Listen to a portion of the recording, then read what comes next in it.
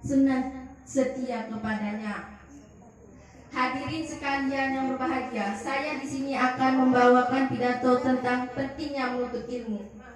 Ilmu mempunyai peran penting dalam perjalanan hidup ini, karena dengan ilmu yang dimilikinya, seseorang akan mampu membedakan yang mana hak dan batil. Dengan ilmu, seseorang akan lebih mantap dalam menjalankan ibadah kepada Allah Subhanahu wa Ta'ala, karena tahu dasarnya dan yang sebenarnya. Namun sebaliknya, bagi seseorang yang buta akan ilmu, pengetahuan agama, maka segala yang dikerjakan tidak akan tahu dasar dan tujuan sebenarnya.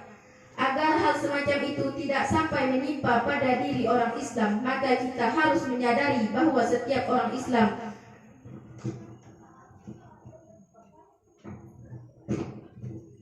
mempunyai kewajiban untuk menuntut ilmu. Berkaitan dengan hal tersebut, Nabi SAW bersabda, "Talabul ilmi faridatun alal kulli muslim."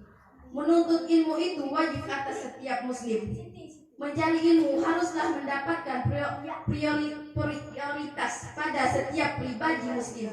Karena yang berilmu maka tahu jalan yang akan ditempuh. Orang yang mendambakan bahagia hidup di dunia haruslah mempunyai ilmu. Begitu juga orang yang mendambakan bahagia dunia akhirat haruslah mempunyai ilmu pula. Oleh karena itu, janganlah merasa bosan menuntut ilmu, dan di mana saja harus tetap kita cari, sekalipun di negeri Cina. Nabi SAW bersabda, "Utlubul ilma walau bisin." Carilah ilmu walau ke negeri Cina. Hadis riwayat Ibnu Adi dan Baihaqi. Banyak jalan yang ditempuh dalam mencari ilmu. Ada yang mencari ilmu dengan mendengar ceramah, dan ada pula yang mencari ilmu lewat membaca buku-buku, dan ada juga mencari ilmu lewat sekolah, dan masih banyak lagi narasumber ilmu pengetahuan. Tetapi perlu diingat dan diketahui bahwasanya mencari ilmu yang paling dominan adalah mulai anak-anak usai sekolah, karena dengan kesempatan yang bagus maka anak-anak seusia dini masih mempunyai daya tanggap yang kuat, sehingga ilmu yang diperolehnya benar-benar sebagai bahan modal pada kehidupan hari-hari yang akan datang. Ilmu pengetahuan yang sudah diterima anak-anak mulai dini dengan cara yang serius, maka akan membekas dan teringat terus sampai hayatnya. Begitu pentingnya menuntut ilmu mulai dini. Berarti dia benar-benar bisa meraih kesempatan emas, karena dengan di ilmu pengetahuan maka bisa menjunjung sepenuhnya sehidup sekarang dan hari esok, yakini di akhirat kelak. Untuk itu, belajar di waktu kecil bagaikan mengukir di atas batu. Begitu sulitnya seseorang mengukir batu, tapi bila sudah nampak terukir, maka bertahun-tahun masih saja membekas dan tidak akan hilang. Demikian juga sang anak yang masih kecil, bila sudah masuk ke dalam pikirannya ilmu pengetahuan, maka sulit sekali melupakan, bahkan masih teringat sampai akhir hayatnya. Akan tetapi belajar di waktu dewasa bagaikan mengukir di atas air. Kita tahu bahwa mengukir di atas air begitulah mudah, akan tetapi tidak ada bekasnya. Begitu pula bila belajar di waktu dewasa, maka dia mudah mengingat, menerima suatu ilmu, tetapi mudah pula melupakannya. Kita harus merasa terugah dalam hati kita masing-masing, sehingga belajar tidak merasa bosan. Dalam keadaan suasana bagaimanapun, bak mengenai waktu ataupun tempatnya, kita harus bersemangat dalam menuntut ilmu dengan sekuat kita, agar yang kita cita-citakan bisa tercapai sebagaimana yang kita harapkan. Setelah kita mencari ilmu dengan sungguh-sungguh, maka jangan lupa untuk diamalnya. Orang berilmu berkewajiban mengamalkan, jangan sampai ilmu yang dimilikinya kemudian disembunyikan. Bila seseorang mempunyai ilmu kemudian disembunyikan, maka ancaman Allah yang akan diterima. Nabi SAW bersabda, "Barang siapa yang ditanya tentang suatu ilmu kemudian ia menyembunyikan, maka Allah akan mengekangnya besok pada hari kiamat dengan kekangan dari neraka." Hadis riwayat Ahmad. Agar kita tidak termasuk orang yang diancam oleh Allah, maka langkah yang terbaik bagi kita adalah dengan mengamalkan ilmu yang telah didapat. Maka dengan ilmu kita bisa menuntut seluruh makhluk Allah yang ada di muka bumi ini. Dengan ilmu pula kita bisa memimpin dunia, memimpin seluruh makhluk Allah. Dan kita akan menjadi makhluk terbaik di antara makhluk Allah. Namun jika tidak berilmu, kita akan menjadi bodoh, tidak tahu apa-apa di dunia ini. Dan pada akhirnya kita menjadi makhluk yang paling rendah. Firman Allah Quran Surah At-Tin ayat 5, asfala safilin. Dan tentunya kita tidak mau menjadi makhluk yang paling rendah.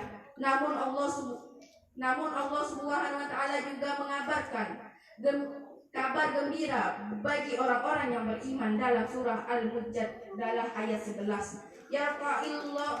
Yarfa'illahu allazina amanu minkum wallazina utul ilmu darajat. Allah akan mengangkat derajat yang beriman dan berilmu dengan beberapa derajat. Oleh karena itu, marilah kita tetap menuntut ilmu. Karena dengan ilmu kita akan mendapatkan kebahagiaan dunia dan akhirat.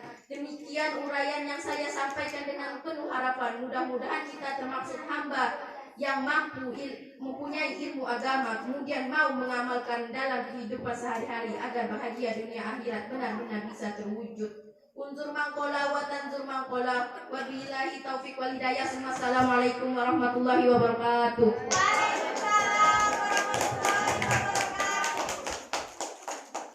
Selanjutnya kami panggilkan peserta dengan nomor urut 8 atas nama Siti Fatimah, kami persilahkan. Takbir! Allahu Akbar!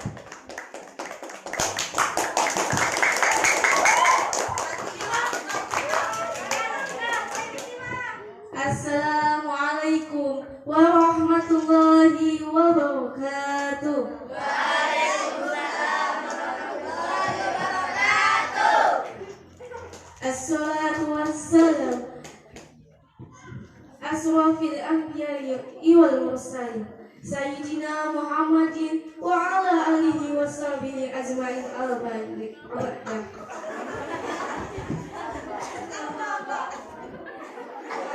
Hadirin yang saya hormati, para dewan juri serta teman-teman yang saya cintai.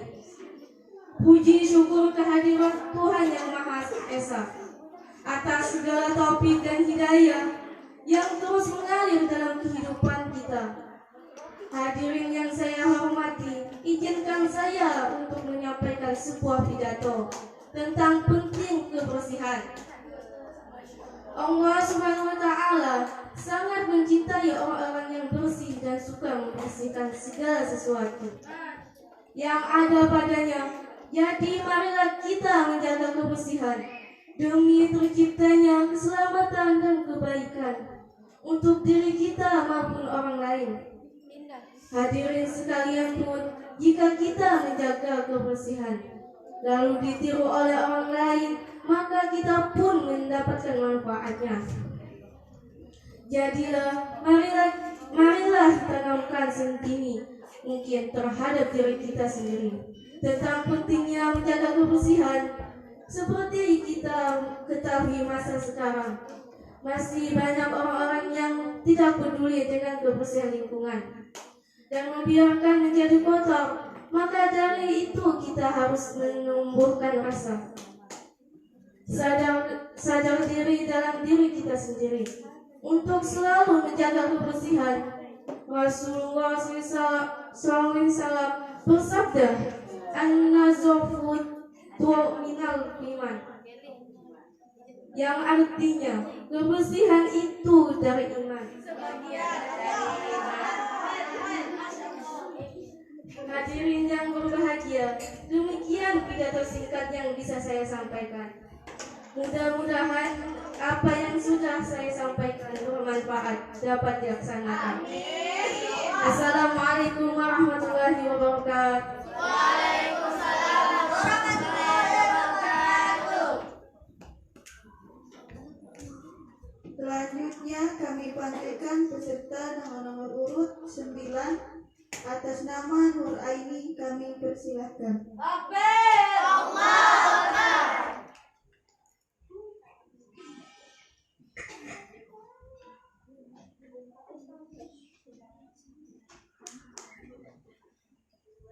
Assalamualaikum warahmatullahi wabarakatuh. Assalatu wassalamu ala asyrafil anbiya'i wal mursalin Sayyidina wa maulana Muhammadin wa ala alihi wa sahbihi ajma'in. Amma ba'du. Hadirin yang saya hormati, murabiah santri putri Pondok Pesantren Ar-Raudhah dan semua teman-teman yang saya sayangi. Pada waktu malam hari ini, di sini saya akan menyampaikan sebagai kita tentu pernah merasakan apa itu musibah dan juga pasti pernah berjuang dalam banyak hal. Bahkan mungkin ada yang pernah hampir menyerah atau malah sudah menyerah. La tahla, jangan mengeluh. La taslim, jangan menyerah. Allah tidak membebani seseorang itu melainkan sesuai dengan kesanggupannya. Quran Surah Al-Baqarah ayat 286.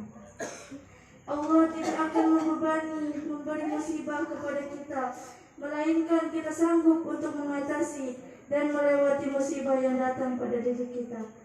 Ketika kita diberikan masalah atau musibah dalam hidup, berarti kita sedang diuji sebelum diberi tingkatan yang lebih tinggi. Tidaklah orang mukmin ditimpa suatu keletihan, penyakit, kecemasan, kesedihan, gangguan, dan kesusahan sampai dunia menusuknya sekalipun, kecuali Allah menghapus dengannya kesalahan-kesalahannya. Hadis riwayat Al-Bukhari dan Muslim. Oleh karena itu, semua kesedihan atau musibah harus kita jalani dengan lapang hati dan kesabaran jika kita ingin Allah menghapuskan kesalahan dan rasa kita di dalam sebuah kesedihan dan musibah yang kita alami. Allah Maha Pengasih lagi Maha Penyayang. Di antara hikmah yang bisa dipetik dari sebuah musibah ialah pengalaman berharga diperoleh orang yang mengalami musibah. Juga latihan sabar dari semua masalah yang bertubi-tubi hadir sebagai bukti bahwa pertolongan Allah itu ada. Sekian pidato yang saya sampaikan pada malam hari ini. Semoga teman-teman semua bisa memahami apa yang saya sampaikan. Di sini saya pamit undur diri. Wassalamualaikum warahmatullahi wabarakatuh.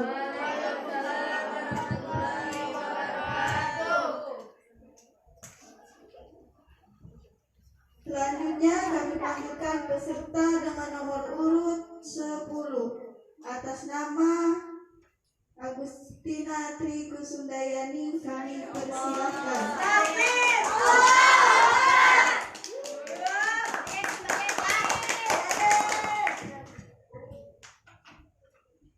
Bismillahirrahmanirrahim.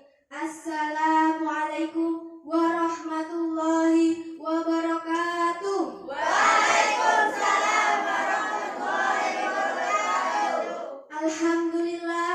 Alhamdulillahirabbil alamin wa bihi nasta'in ala umurid dunya waddin. Assalatu wassalamu ala asrafil anbiya'i wal mursalin sayyidina wa maulana Muhammadin wa ala alihi wa sahbihi ajmain. Amma ba'du. Yang saya hormati para ustazah Pondok Pesantren Ar-Raudhah, yang saya hormati murabiah Pondok Pesantren Ar-Raudhah, yang saya hormati para dewan juri, dan tak lupa serta teman-teman dan kakak-kakak yang saya sayangi. Pertama-tama marilah kita panjatkan puji dan syukur kehadirat Allah Subhanahu wa taala yang telah memberikan kita nikmat sehat, nikmat iman, nikmat ihsan, sehingga kita dapat berkumpul dalam majelis ini. Dan tak lupa salawat serta salam kita haturkan kepada baginda Nabi Muhammad Sallallahu Alaihi Wasallam yang kita tunggu-tunggu syafaatnya di yaumil akhir. Amin. Hadirin yang dirahmati Allah Subhanahu Wa Taala, pada kesempatan kali ini saya akan membahas majelis singkat tentang mengenai syukur. Syukur dalam penerapannya mempunyai banyak dimensi dan warna yang berbeda. Syukur dalam agama Islam mempunyai peranan yang penting dalam mengatur tindakan yang berangkat dalam hati. Kalau kita mau melihat fenomena kekacauan yang terjadi terjadi pada akhir zaman ini, kita akan mendapati bahwa salah satu akar masalah dari kekacauan ini adalah kurangnya rasa bersyukur. Kurangnya rasa bersyukur yang dimiliki oleh manusia dan jauh dari rasa kematian. Syukur yang benar pasti akan melahirkan perilaku yang baik dan tepat. Allah berfirman dalam surat Al-Baqarah ayat 152. Bismillahirrahmanirrahim. Wazkuruni azkurkum washkuruli wala takfurun. Yang artinya, maka ingatlah kepadaku, aku pun ingat kepadamu. Dan bersyukurlah kepadaku, dan janganlah ingkar kepadaku. Selain itu, Rasulullah SAW bersabda, sungguh menakjubkan urusan seorang mukmin. Semua urusannya adalah baik perilakunya. Hal ini tidak didapatkan kecuali pada diri seorang mukmin. Apabila mendapat kesenangan, dia bersyukur. Maka demikian itu pula merupakan kebaikan baginya. Sebaliknya, apabila tertimpa musibah, dia pun bersabar. Maka itu pun merupakan kebaikan pula baginya. Hadis riwayat Muslim. Dari dalil di atas sudah jelas bahwa pelajaran yang dapat dipetik yaitu untuk selalu bersyukur di setiap keadaan yang menimpa kita. Jangan sampai kita ini termasuk orang-orang yang mengingkari nikmat sehingga mendapat azab dari Allah. Na'udzubillah min dzalik.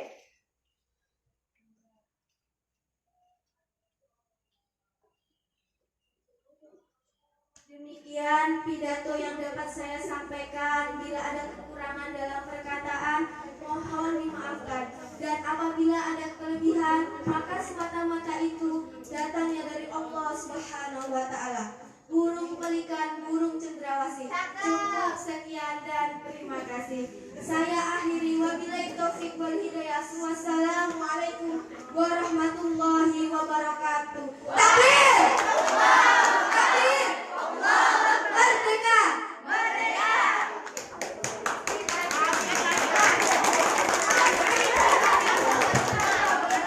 Selanjutnya kami panggilkan peserta dengan nomor 11 atas nama Amelia. Takbir! Allahu Akbar! Takbir! Allahu Akbar!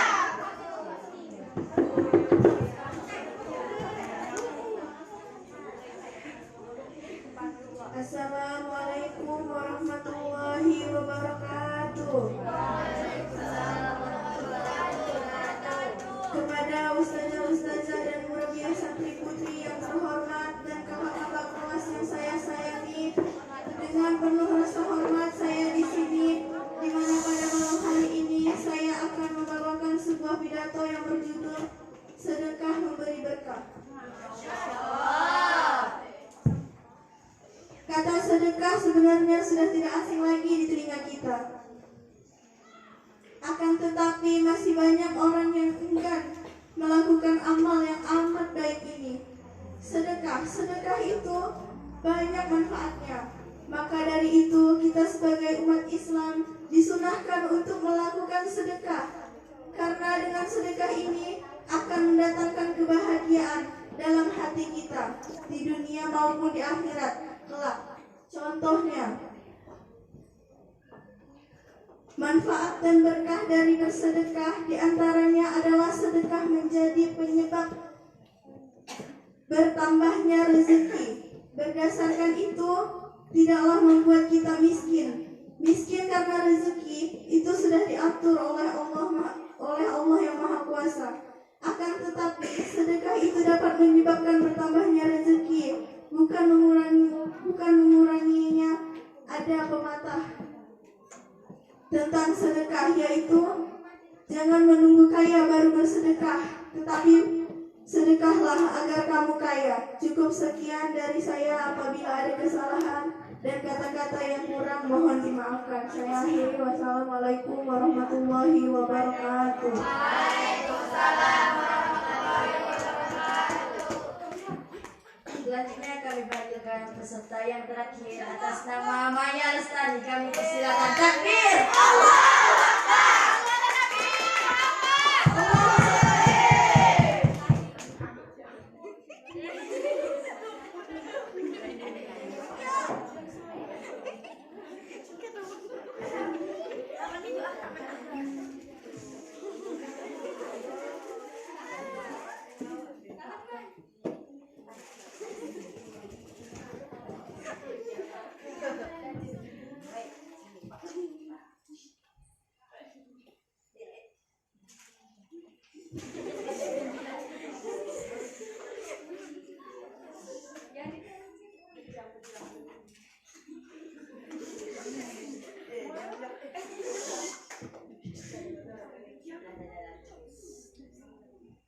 Assalamualaikum warahmatullahi wabarakatuh. Waalaikumsalam warahmatullahi wabarakatuh. Bismillahirrahmanirrahim. Alhamdulillahirabbil alamin wassalatu wassalamu ala asrofil anbiya'i wal mursalin wa ala alihi washabihi ajmain amma ba'du. Yang terhormat Ustazah Murobiah Santri Putri dan hadirin sekalian berbahagia.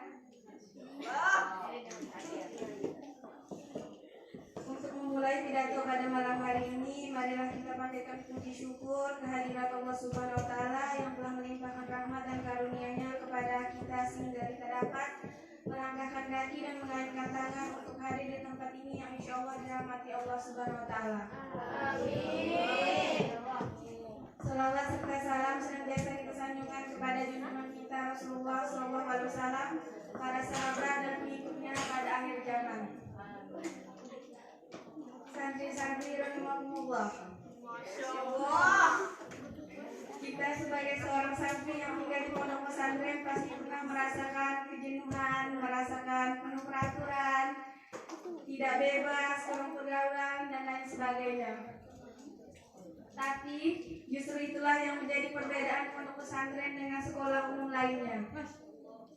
Oleh karena itu, pada kesempatan ini saya akan menyampaikan pidato dengan tema kelebihan pondok pesantren.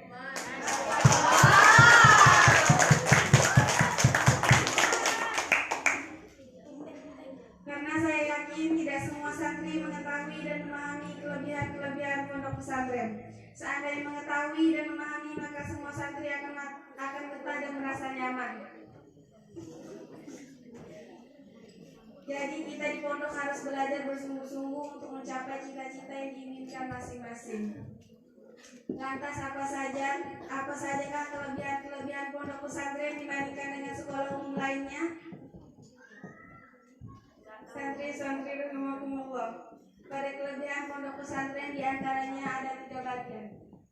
Yang pertama, pondok pesantren tidak hanya mendidik kecerdasan intelektual saja, tetapi juga mendidik kecerdasan emosional dan kecerdasan spiritual santrinya.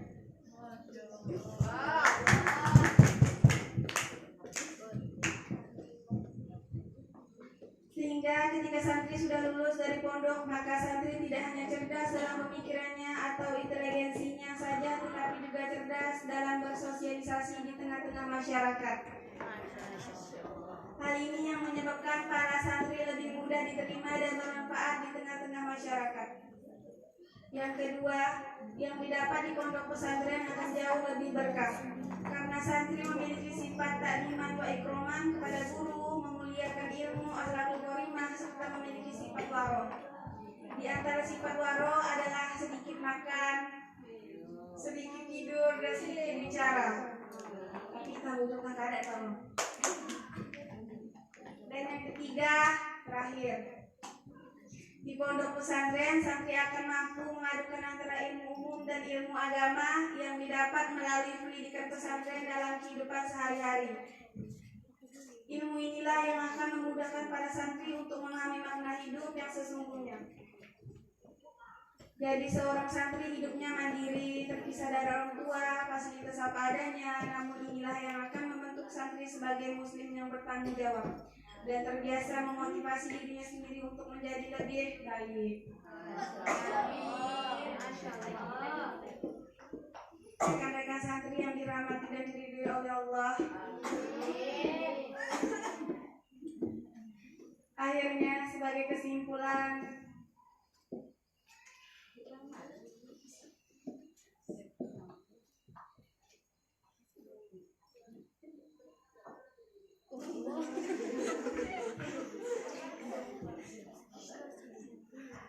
marilah kita semakin tekun yang bersungguh-sungguh dalam menuntut ilmu serta sabar dalam menghadapi kesulitan yang kita lalui dalam menuntut ilmu di pondok pesantren, agar kita semua dapat meraih kesuksesan yang berkah di masa depan. Amin. Baik itu kesuksesan hidup di dunia maupun akhirat. Amin ya robbal alamin.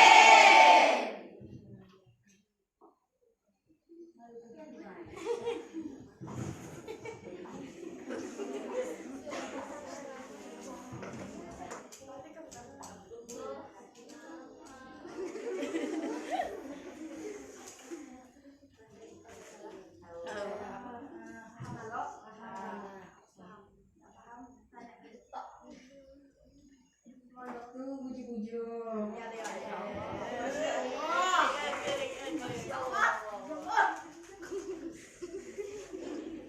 Jangan berpacar-pacaran loh.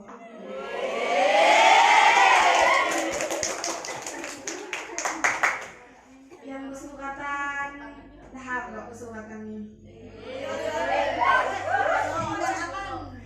Umat kita memberikan buku ini untuk belajar, bukan untuk menulis surat cinta.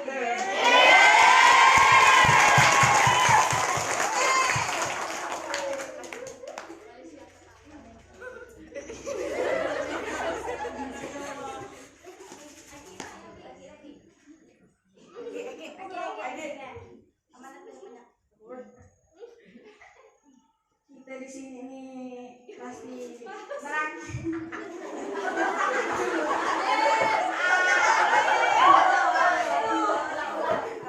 Kita di sini nih berarti mas Muan, jadi jangan pacaran orang masih keharusan.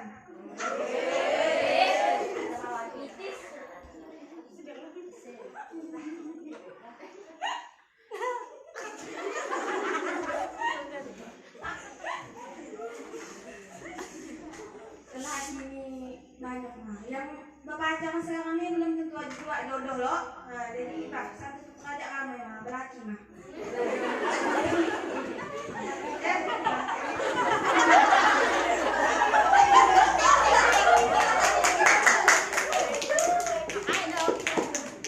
Yang rajin ngomong lewat jendela daham loh. Jangan ikuti film yang cinta apa dari jendela SMP jangan.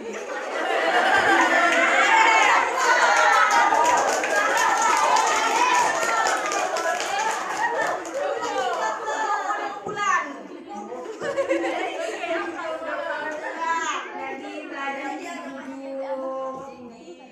Asal ibu enak tuh digunakan ilmu yang didapat tuh. Jangan di sini nyuci piring, rumah nggak nyuci piring.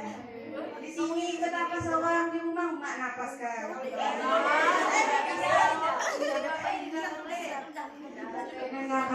Kakak kelas nih.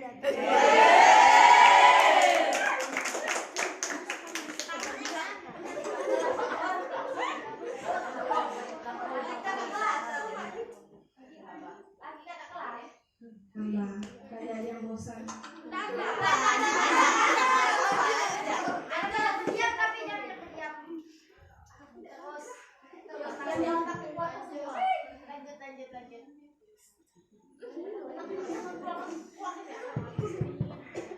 Begitulah pesan-pesan ini.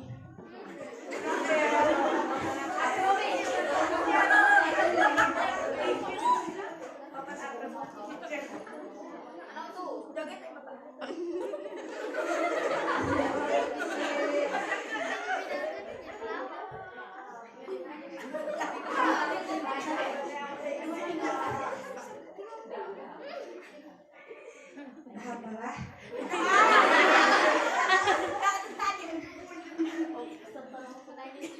Hamba itu sekolah bujuk-bujuk, udah lonceng, masuk kamar, nambah tidur lagi. Jangan suka-suka sakit bukan nangis, balik, ke rumah.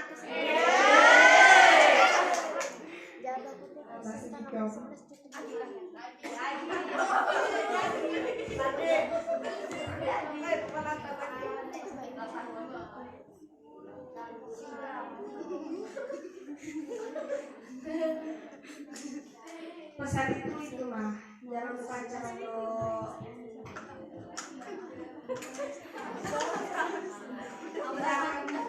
Jangan ditulis nama rakyat.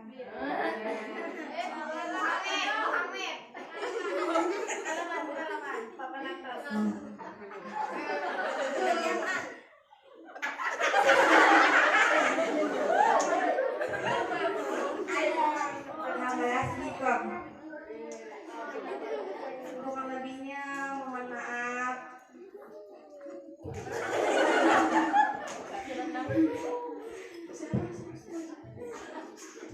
Nah, saya akhiri. Wassalamualaikum warahmatullahi wabarakatuh.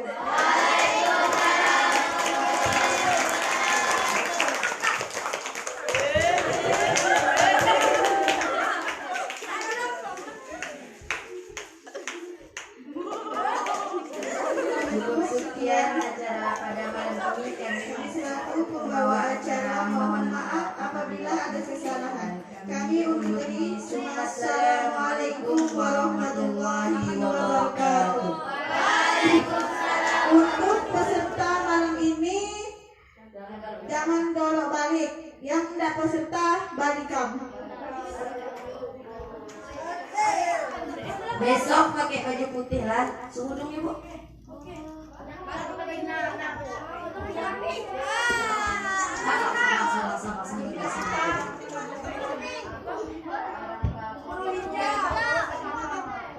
Peserta nomor 11 siapa? Pakai baju putih. Peserta nomor gamis. 11 siapa? Jilbabnya hitam.